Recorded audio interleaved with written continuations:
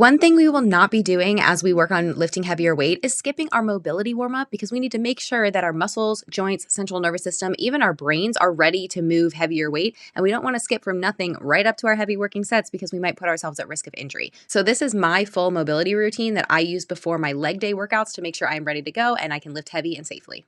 I always start on my hands and knees doing cat cow yoga poses, but keeping it dynamic, moving through it with my breath, and not really holding the stretch too long. I like to rock back on my knees to really stretch through the upper back. Then, continuing the opening up of my upper back, I go into some thoracic twists, really trying to tuck my elbow underneath and then opening up, but leaving the hand planted on the ground to really let that upper back stretch and open up. Then, I shift my weight over to one knee and extend the other leg and do some adductor stretch rocks. So, the leg that is extended is getting stretched through the inner thigh. Your adductors are really active in all of your squats and lunges, so we want to make sure that they're ready to go. And then I'm rocking back and forth on that planted leg to really open up the hip and start stretching through the quad. Notice how all of these stretches are dynamic. I'm moving through the range of motion and not sitting in it. We want to keep the mobility warm-up dynamic in the beginning as we get our blood flowing and get our body warmed up. Save the static still stretching for the end of the workout when you're already warm and your muscles are prepared to stretch into a longer range of motion. As I go through this mobility warm up, I get warm and my muscles loosen up and the movements start to get bigger. This one is one of my favorites. It's like this rocking lunge motion.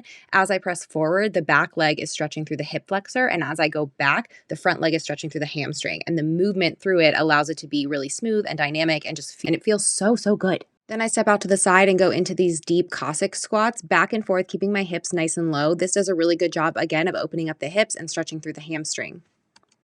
And then the last thing before I stand up is to do some 90-90s to really open up those hips. I don't feel like my hips are ready to even do this movement until this point in the warm up. And so now I can do this hip rotation, 90-90 poses where we switch the knees back and forth without, touching the floor if we can, to get those hips really open. And now I'm ready to work through the actual ranges of motion that I will be adding weight to later on. So I drop into a deep body weight squat, bring my hands down between my knees and kind of press my elbows into my knees and rock back and forth. This is pressing through the squat range of motion and it's a nice stretch for the ankles and the calves. And then I go into some thoracic twists in the squat position as well, because that upper back, if it's not warmed up, then my squats are going to suffer. And it's just another way to make sure that it's ready to go.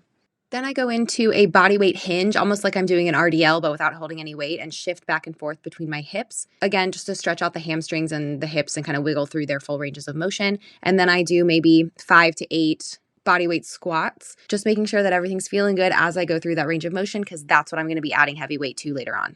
We want to open up the hips in this forward and back range of motion as well and test out how lunges are feeling, because I am going to be doing lunges later on. So I do some reverse lunges with a kick through on both sides. The kick through just allows me, again, to get a little bit more hip action, but I'm really testing how that front leg feels on the lunges.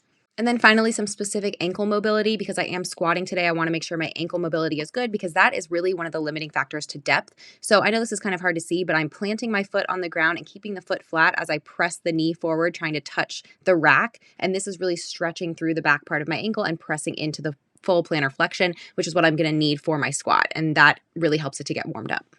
And now finally, maybe 5 to 8 to 10 minutes later, I'm ready to actually take out the bar and kind of rehearse through the range of motion that I will be doing for my big lift for the day. So I'm going to get under the bar for a squat and just squat the bar nice and slow, or I'm going to grab the bar for a deadlift warm up and just kind of go through that deadlift range of motion with just the bar. Then I'll start slowly adding on weight, working up to my heaviest weight until I'm getting to my working sets. And at this point, I'm warm, loose, and ready to add some weight on that bar.